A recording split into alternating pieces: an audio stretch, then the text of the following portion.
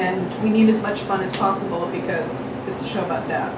So it's kind of like, and the whole thing kind of came together in a really bizarre way. A stream of consciousness, kind of. The show is kind of stream of consciousness. Same with my grandma. I'd say goodbye to her at the airport. Goodbye, Bachan. See you next year. And her response to me, now mind you, she was talking to a child, 5, 6, 7 years old. Her response was always something like, if I'm not hit by bus, if I'm still alive, I see you next year, Akajan. So when it became undeniably clear that I was going to die, when that became part of my consciousness, I went to my dad for solace, and his words live on inside me to this day.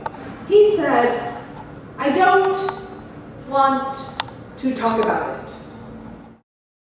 In 1990, I took a class at Rutgers called Death, and it was comparative literature, and in it I got introduced to a writer named Yukio Mishima, who I became obsessed with. And then about 10, 12 years after that, I decided that I would write something about him, and I didn't know what it was going to be. I mean, I read all this stuff about him, and I was like, okay, so he's this intense writer who, was just obsessed with all sorts of things, Japanese and Western, and totally like conflicted in so many ways. Like, he was married, but he was gay, and he was.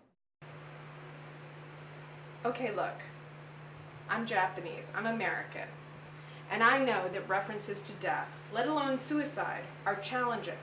But I'm also Japanese, and you may or may not know this, but the Japanese have a very different relationship to death.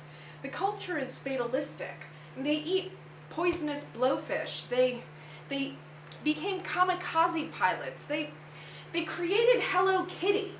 These are people who are not afraid to die.